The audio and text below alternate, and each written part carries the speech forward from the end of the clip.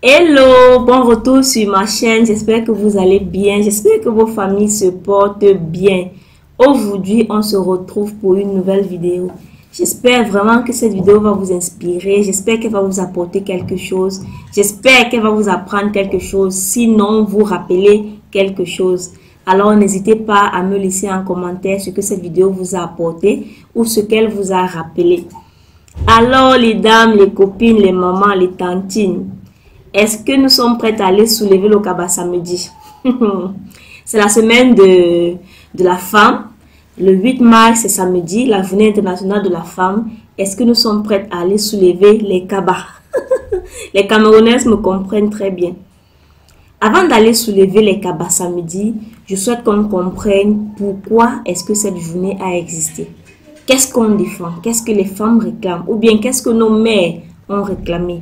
Dans cette vidéo, je vais partager avec vous l'origine de ce jour, le 8 mars, pourquoi la journée internationale des droits de la femme, de quoi c'est parti.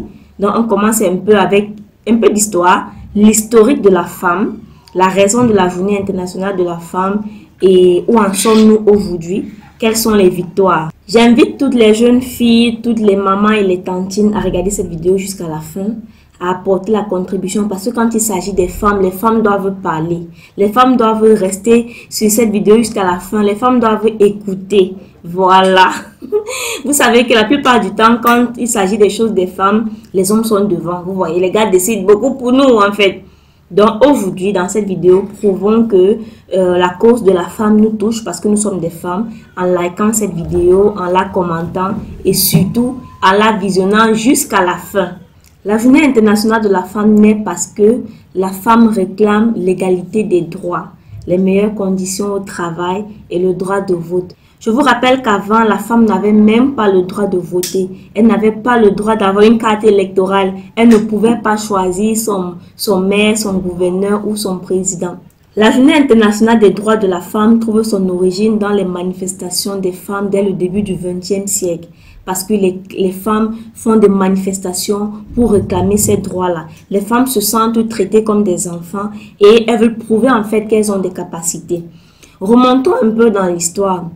En fait, avant le début de la Deuxième Guerre mondiale, les femmes n'avaient pas le droit de travailler en usine. Les femmes n'avaient pas le droit de travailler en entreprise. Leur travail était limité dans les tâches domestiques, le champ et les troupeaux. Pour les parents et les maris qui avaient bien la volonté de former leurs jeunes filles ou leurs épouses à aller paître leurs troupeaux, les élever, leur donner à manger, recueillir le lait et tout. Sinon, avant, c'était les tâches domestiques, la lessive, faire la couture. En fait, c'était ça.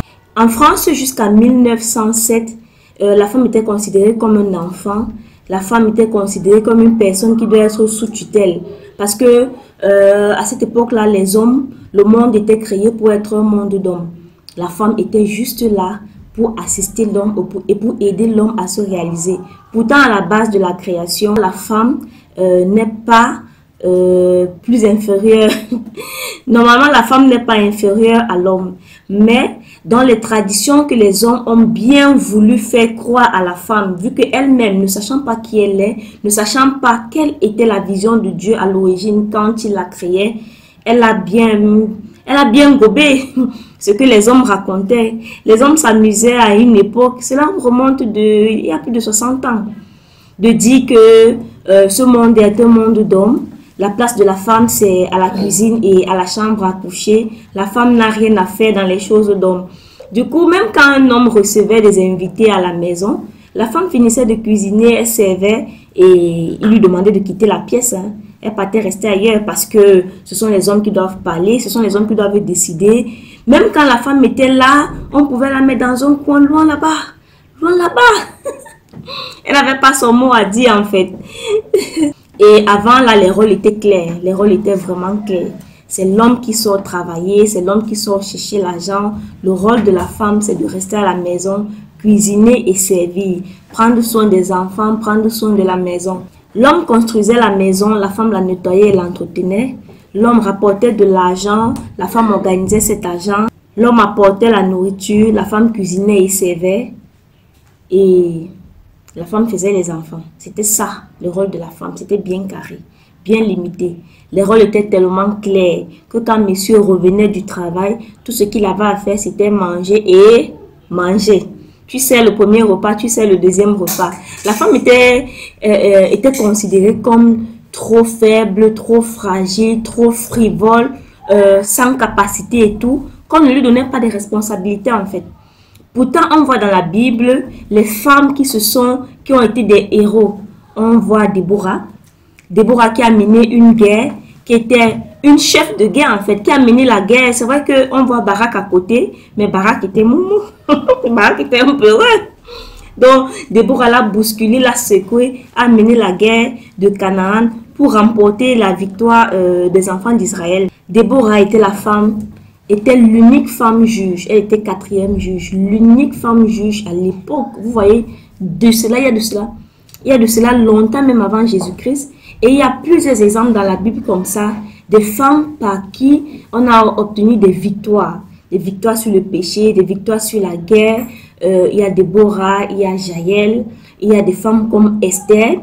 Esther qui a influencé le roi à prendre certaines décisions. Là, on voit le rôle vraiment des femmes qui ont été des leaders en fait, des femmes qui ont été des leaders. Mais les hommes ont longtemps fait croire à la femme qu'elle est tellement petite qu'elle ne peut rien faire en fait. Et à cette époque-là, les rôles étaient tellement clairs que les femmes ne se plaignaient pas. Oui, les femmes ne se plaignaient pas. Elles comprenaient qu'en fait, monsieur, il est allé au travail, il a travaillé, il se bat pour que la maison fonctionne. C'est lui qui rationne, c'est lui qui construit la maison, c'est lui qui pourvoit tout. L'homme était le pourvoyeur principal. Donc, la femme ne pouvait pas se plaindre. Normal, elle comprenait que monsieur fait tout, il rapporte tout. Elle, son rôle, c'est prendre soin de la maison, prendre soin des enfants, élever les enfants. Elle ne pouvait pas se plaindre. Et à cause de cette situation-là, beaucoup de femmes ne pouvant pas se plaindre, même celles qui vivaient des situations atroces dans leur maison, dans leur foyer, ne pouvaient que supporter. Elles ne pouvaient que rester. Elles ne pouvaient que subir. Elles ne pouvaient que voir leur vie défiler devant elles. Donc, je ne dis pas que cette époque-là était mauvaise. Certainement, elle était une très belle époque. Mais on sait aussi que à ce moment-là, il y a nos grands-mères ou nos arrière-grands-mères qui ont vécu le martyre parce qu'elles ne pouvaient pas se plaindre. Quand bien même tu disais, vraiment, cette situation ne me plaît pas, il faut que ça change. Monsieur te dit, et si ça ne change pas, tu fais quoi? Si ça ne change pas, tu vas où? Tu n'as nulle part où aller. Donc, les femmes étaient réduites aux travaux de domestique, des champs et tout. Et attention, on ne les payait pas. Hein. On ne les payait pas. On pouvait leur faire quelques petits cadeaux comme récompense et tout. Et les hommes prenaient les femmes comme leurs objets. Ils pouvaient pas, si tu sélectionnes, aujourd'hui c'est toi, hein, tu te places là. Tu n'as rien à dire. Oui, tu n'as rien à dire, c'est l'homme. C'est l'homme. Les gars se vantaient que ce monde est un monde d'hommes. Le monde appartient aux hommes. La femme n'a pas le droit de parler. Et on voit dans l'histoire que depuis les années 1848, les femmes se sont plaintes de ne pas pouvoir assister à des assemblées où on devait voter, où on devait prendre des décisions. Elles ont créé, ça c'était en Amérique, je n'ai pas mon bois avec moi. J'ai fait quelques recherches pour vous donner les dates, mais malheureusement ma clé USB ne s'ouvre pas. Peut-être au montage, je vais vous mettre la date ici ou alors le nom de ces femmes héros là qui ont bien voulu que la voix de la femme soit entendue dans le monde. Donc, les femmes se sont plaintes, elles ont créé la première assemblée des femmes où elles ont convoqué des gens pour faire écouter leur voix. Mais je vous assure, ces femmes, elles ont eu des problèmes. Elles ont eu des problèmes. Il y a aussi l'histoire de Rosa Parks. Il y a plusieurs femmes comme elle qui ont bien voulu défendre les droits de la femme, surtout de la femme noire. À l'époque, en fait, l'homme avait une très mauvaise façon de voir la femme. Il la trouvait comme quelque chose de lui appartenant. Et ça, ce n'était pas seulement dans une seule région du monde. C'était dans le monde entier. Aux États-Unis, en Europe, en Afrique, alors c'était même grave. C'est vrai aussi que l'histoire nous dit qu'en Afrique, à l'époque, les guerrières qui étaient proches du roi, les gardiennes des rois, étaient des femmes, celles qu'on avait appelées des Amazones. Mais les hommes n'ont jamais voulu qu'on sache exactement quelle est notre histoire, quel rôle la femme a joué avant. Les gars ont voulu cacher parce qu'en réalité, avant, les gars ont vu que quand la femme voulait faire quelque chose, elle le faisait bien. Elle rivalisait avec l'homme. Mais il était donc hors de question que les hommes voient que les femmes rivalisent avec eux. Il fallait qu'ils nous mettent des choses dans la tête comme quoi nous sommes du n'importe quoi, on ne peut vraiment rien faire, c'est tout. Que le monde est pour les hommes. Alors, il s'est produit un événement qui a vraiment changé la situation de la femme. Il s'agit ici de la Deuxième Guerre mondiale. Les hommes qui travaillaient dans des entreprises, dans des usines et tout, étaient appelés à aller en guerre, renforcer un peu les soldats pour combattre et gagner la guerre. Du coup, les usines se sont trouvées vides ou presque. Alors, plusieurs femmes ont été appelées à venir travailler en usine. Les femmes se sont rendues compte qu'elles pouvaient faire des choses d'hommes. Elles se sont rendues compte en fait qu'elles pouvaient être des chefs d'usine, elles pouvaient diriger des équipes, elles pouvaient faire des choses que les hommes faisaient. Et au départ, même quand les femmes ont été appelées en usine, est-ce qu'on les payait? On ne les payait pas. Ça évoluait quand même. Après, on les payait, mais on devait les payer via une tutelle. Soit ton père, soit ton frère, soit ton mari. C'est-à-dire, tu travailles, c'est ton mari, ton frère ou ton père qui touche ton argent. Tu n'avais pas le droit de toucher à ton argent. Les femmes donc se sont rassemblées pour se lever et dire non contre ça et oui à l'égalité des droits, oui au même droit de travail, oui à la possibilité qu'une femme puisse ouvrir un compte bancaire. C'était interdit. Tu ne pouvais pas ouvrir de compte bancaire. C'était les hommes. C'était réservé aux hommes. Donc, ça commence comment? La femme ne peut pas travailler en entreprise. Elle est réservée aux tâches domestiques, au ménage, à la couture, à la lessive. Ensuite, la femme peut travailler, mais elle ne peut pas être payée. Après, la femme travaille, elle peut être payée, mais c'est quelqu'un d'autre qui touche son argent et qui donne sa part s'il veut, ou lui impose la façon dont son argent sera géré. Ensuite, les femmes ont donc manifesté pour qu'on leur donne la possibilité elles-mêmes d'entrer en possession de l'argent qu'elles ont travaillé. Ça n'a pas été facile. Hein? Ça n'a pas été facile. Donc, disons merci à nos mamans qui se sont levées et dit non, non, nos arrière-grand-mères, et dit que nous aussi, nous pouvons faire quelque chose. Nous aussi, nous pouvons apporter quelque chose dans la construction de l'humanité, pas seulement de faire des enfants. Au-delà de faire des enfants, de porter des grossesses et accoucher, nous pouvons faire autre chose pour construire cette humanité, pour que le monde soit plus grand. Nous pouvons contribuer, nous pouvons participer. J'imagine que ça n'a pas été facile pour les hommes d'accepter ces avancements. J'imagine que ça a été difficile pour eux parce que l'homme exprimait sa virilité à travers le fait que c'est lui qui a le pouvoir sur toi. C'est lui qui te nourrit, c'est lui qui t'héberge, c'est lui qui te donne tout. Tu ne peux même pas broncher. Tu bronches, tu dois affamer. Tu bronches, tu es malade, il ne te soigne pas. Tu fais comment? Donc, tu ne pouvais pas parler. Donc, il arrive dans un moment où les femmes commencent à faire ce que les hommes peuvent faire. Et les hommes, de moins en moins, arrivent à exprimer cette autorité désordonnée-là qu'ils ont toujours voulu avoir. Or, ils sont déjà hommes. Ce n'était vraiment pas la peine d'avoir une certaine autorité qui constituait tout simplement à rabaisser la femme, à l'insulter, à la salir. Donc, les gars, j'imagine que les gars ont eu beaucoup de peine à accepter cette évolution. Je pense que jusqu'à aujourd'hui, on se bat toujours pour ça. La femme se bat pour avoir les mêmes postes que les hommes jusqu'à aujourd'hui. Hein. Même s'il y a des changements, la femme se bat pour pouvoir accéder au même poste que les hommes parce qu'en fait, elle a les compétences pour ça, elle a des capacités pour ça. Aujourd'hui, on fait les mêmes classes que les hommes. Des fois, on est même plus intelligente et plus performante que les hommes. Donc, il n'est pas question qu'on nous rabaisse. On doit plutôt être des partenaires de route. Des partenaires de route, pas que l'un est plus respecté que l'autre. Voilà. On devrait plutôt être des partenaires, se compléter et avancer dans la paix, dans l'amour et dans la joie. Pour ma part, c'est encore très difficile.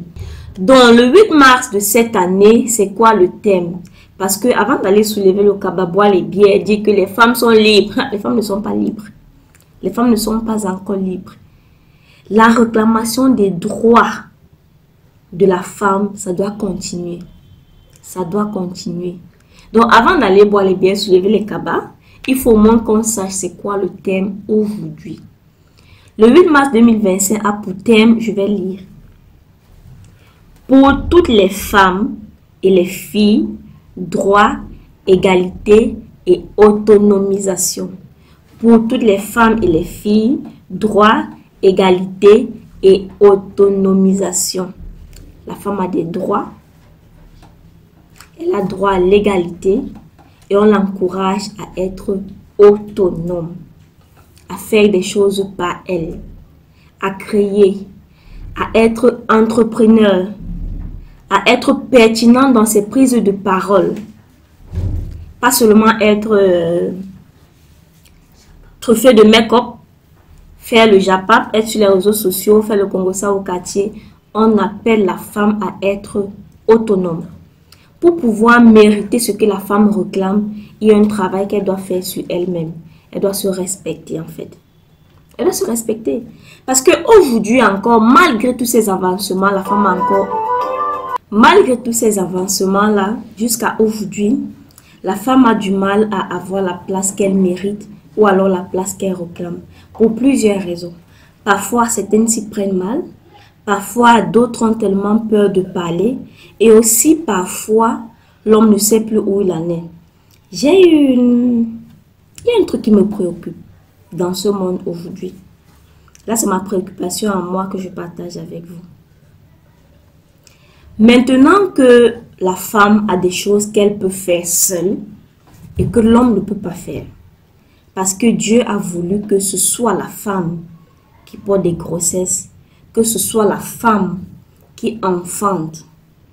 En plus de ça, la femme sait mieux tenir une maison que l'homme. Là, c'est en général. La femme sait mieux tenir une maison que l'homme. La femme sait mieux écouter les enfants que l'homme et les éduquer, même si au départ, dans la Bible, c'est écrit, la responsabilité de l'instruction et de l'éducation est à l'homme. L'homme doit être la couverture spirituelle d'une maison. Il doit être le parapluie d'une maison. Sauf que, maintenant que beaucoup d'hommes se rendent compte que la femme arrive à faire ce que les hommes doivent faire ou peuvent faire, en plus de ça, de ce qu'elle seule a la capacité de faire parce que Dieu a dit que c'est elle seule qui doit le faire, ils ont l'impression qu'ils sont devenus, qu'ils n'ont plus leur place. Parce que c'est clair qu'avant, l'homme exprimait sa virilité parce que il était le pourvoyeur principal de la maison. C'est lui qui devait te donner de quoi habiller tes enfants, de quoi toi-même t'habiller, de quoi manger, de quoi avoir un toit. Vu que c'est lui qui construisait la maison, le rôle de la femme, c'était de l'entretenir. C'est lui qui apportait tout. Sans l'homme, la femme ne pouvait pas vivre. Et rien qu'à cause de ça, l'homme avait son autorité naturelle, paisible et libre sur la femme. Et la femme même prenait sa position de femme soumise, respectueuse, voilà. Parfois même, ce n'était pas une soumission libre, c'était une soumission parfois obligée, des contraintes, parce que sans lui, qu'est-ce que je veux faire, même s'il me fait ça. Mais quand même, c'était ça. Il y avait une certaine paix, les rôles étaient très bien établis. Bon, je ne sais pas s'il y avait la paix, mais quand même, les rôles étaient clairs. Aujourd'hui, j'ai l'impression que les hommes sont un peu perdus. Ce qui fait que les hommes peut-être se disent, ah, vous faites tout ce que les hommes peuvent faire, non? Faites alors tout. Beaucoup démissionnent. Beaucoup ne savent plus quelle est leur place. Beaucoup sont en crise. Ils ne se mettent pas à jour. Pendant que la femme, elle a évolué. L'homme, lui, n'a pas évolué. Il est resté l'homme traditionnel. Dans un monde où la femme a évolué en se démarquant, il a refusé d'évoluer. Ça, c'est en général. Je ne parle pas de tous les hommes. Il a refusé d'évoluer. Aujourd'hui, le seul moyen pour l'homme d'exprimer sa virilité ou son autorité, c'est passer à la violence. C'est devenu la violence en fait.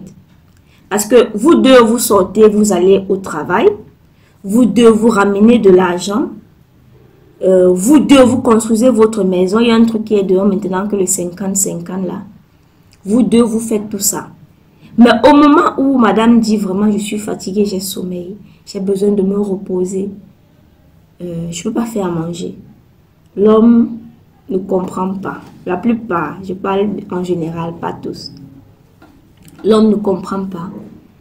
Il a l'impression qu'il devient la femme parce que madame a dit qu'elle est fatiguée, elle ne peut pas lui faire la tasse de lait, qu'il aille prendre le lait. Est-ce que le lait, il ne sait pas où ça se trouve? Il sait. Est-ce que le croissant, madame n'a pas fait les courses et rangé? Oui, elle a fait, même si elle n'a pas fait. Est-ce qu'il ne sait pas où on vend? Il sait. Est-ce qu'il ne sait pas composer une tasse de lait? Il sait. Mais beaucoup de femmes se retrouvent dans la situation où quand elle dit je ne peux pas le faire, ça crée la violence. Parce que l'homme se dit que c'est le seul moyen que j'ai encore d'exprimer ma virilité, d'exprimer mon autorité en tant qu'homme. Voilà donc pourquoi les divorces ont pris une certaine ampleur. La femme refuse d'être martyrisée. La femme refuse d'être exploitée, d'être utilisée, d'être menacée, d'être tuée. Parfois, psychologiquement, même physiquement, la femme refuse cela. Qu'est-ce qu'on doit faire de nos hommes? Qu'est-ce qu'on doit leur dire? C'est une question que je vous pose. Qu'est-ce qu'eux, ils doivent faire pour se retrouver? Parce que j'ai l'impression que les gars sont perdus. J'ai l'impression qu'ils sont perdus. Qu'est-ce qu'ils doivent faire pour se retrouver en harmonie avec la femme d'aujourd'hui? Pour qu'il y ait de l'entente, pour que les gens se comprennent, pour qu'eux ne se sentent pas utilisés, pour que la soumission soit libre. Parce que la soumission, selon Dieu, c'est une histoire d'attitude, de liberté. La soumission avait dit c'est une soumission libre. Ce n'est pas une soumission de contrainte. Pas parce que je suis obligée. Je n'embrasse pas ces combats aveuglement parce que je sais qu'il peut se tromper. Mais aujourd'hui, quand une femme refuse d'embrasser certains combats, tu es une femme insoumise, tu es. En tout cas, je vais clôturer cette vidéo ici en vous invitant à aller faire des recherches sur c'est quoi l'égalité, c'est quoi les droits, c'est quoi l'autonomisation. C'est vrai que j'ai dit quelques petits points là-dessus, mais qu'est-ce que vous pouvez faire pour vous-même être autonome? Qu'est-ce que les hommes peuvent faire pour comprendre l'autonomisation de la femme? Qu'est-ce que la femme doit faire pour ne plus être battue, martyrisée, menacée? Ah, tu m'as mal parlé, demain je ne rationne pas. Qu'est-ce qu'on doit faire? Donc, je vous laisse avec ces interrogations de ma part. Qu'est-ce que l'homme d'aujourd'hui doit faire selon vous pour qu'on se sente dans un monde équilibré, pour que les femmes cheminent avec les hommes de manière, dans l'harmonie, sans discorde? Qu'est-ce que l'homme doit faire pour ne plus se sentir menacé par la femme? Parce que c'est parce qu'il se sent menacé par la femme qu'on assiste à tous ces problèmes. Les coups bas en entreprise, les hommes qui veulent juste le canapé pour faire la promotion, les hommes qui veulent pour reconnaître la compétence d'une femme, il faut qu'elle passe par le canapé. Qu'est-ce qu'il faut faire pour que tout ça change? Alors les copines, j'espère que cette vidéo vous a plu. N'hésitez pas à liker, à commenter et à partager autour de vous. Désolée pour les bruits. Désolée pour les bruits. Bébé dort, mais les deux grandes ne dorment pas. Donc je sais que pendant toutes ces vidéos, si vous avez suivi toutes sortes de bruits, mais qu'est-ce que je peux faire? Je porte fièrement toutes mes casquettes. Maman, créatrice de contenu, entrepreneur, il faut bien qu'on porte nos casquettes et on assume. Donc, désolé pour la vidéo avec les bruits. Portez-vous bien et on se retrouve très prochainement pour une nouvelle vidéo. Bye bye!